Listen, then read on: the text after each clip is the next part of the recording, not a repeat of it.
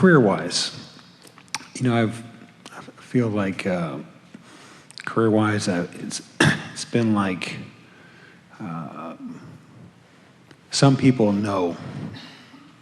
It seems to me some people know they want to be an accountant, and they do accounting, and they're just happy, and they know it. For me, it's been more of a kind of a groping experience. Well, what we notice is that it's illogical to know early in your life something that you want to be forevermore. That's illogical.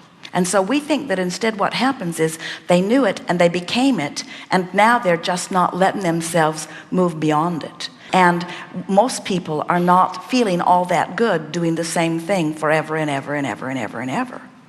In other words, you have to keep that new desire fresh within you. And so if someone is joyful as an accountant, they're continuing to find new things within that new contrast that is causing them to continue to expand if they are staying happy within that, you see. And so we wouldn't call you groping as much as we would call you expanding. We would call you standing where you are and letting the contrast help you to know that you want something more. There is no reason for anyone to settle on anything, because the universe will constantly give you a full manifestation of whatever it is that you are asking for from wherever you are. We understand that thinking that you have described if you are living life in an action-oriented way. In other words, there is this philosophy that says, I need to go to school, and I need to get a discipline, and I need to get a diploma, or I need to get some credentials that I can then sell, and then I need to get a job, and then I need to prove myself within that job, and then I need to meet the demands of that job in order to earn the money that's coming from it. And we understand all of that on an action basis, but there is a whole other arena of creating that is available to you that says, so here's what I'm living, and from it this is what I'm wanting, and the possibility of achieving that is absolute. In other words, you can't want anything that the universe cannot deliver to you fully once you understand that, you see. And so why would you feel the need to stand here and figure it all out forevermore when you can figure that out and have it, and then figure that out and have it, and then figure that out and have it, and then figure that out and have it, and then figure that out and have it? It's a never-ending journey, and it can always be joyful if you will stop second-guessing yourself and stop giving yourself the label of a dabbler, and instead acknowledge that you're a creator who likes to collect data and come to new conclusions. Life is supposed to be fun.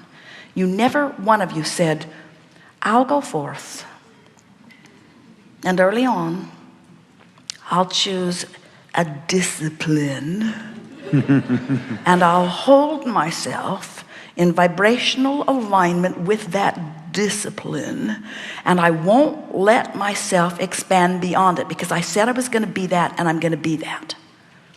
I was 4 when I wanted to be that, and I'm being that.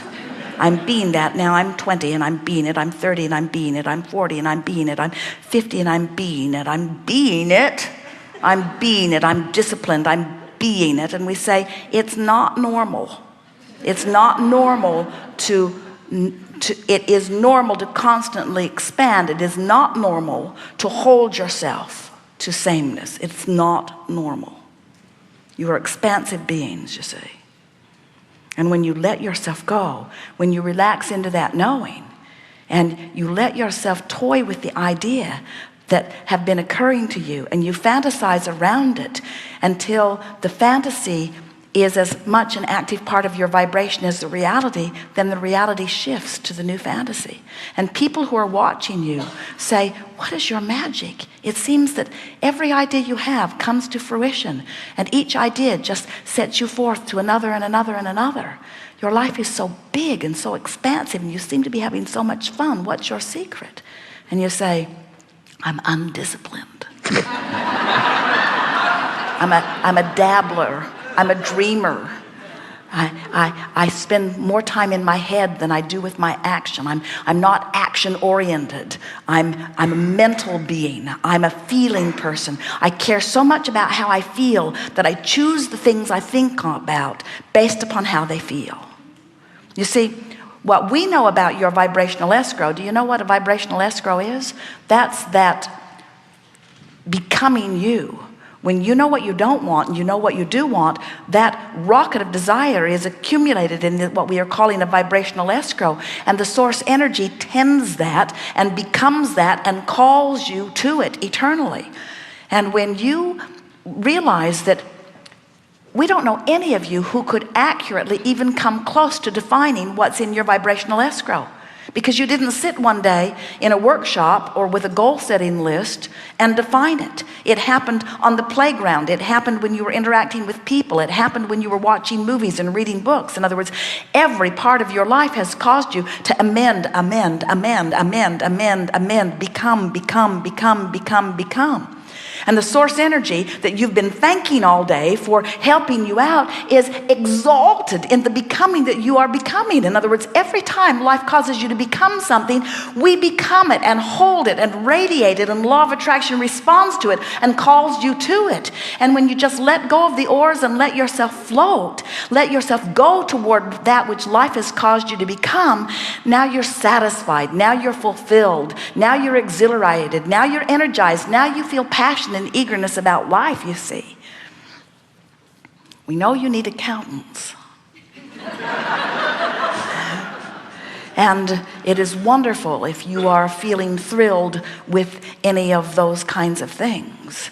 But we want to say to you in an emphatic way that you've got stuff in your vibrational escrow that if you will let yourself move toward it, you'll feel fulfillment beyond any discipline or any mark on the chart or any diploma that's ever been given to anyone. Alignment with source, letting yourself be a vibrational match to the full becoming that all that you have lived has caused you to be, gives you such a sensation of satisfaction that you would never long for a discipline. Helpful? Yes.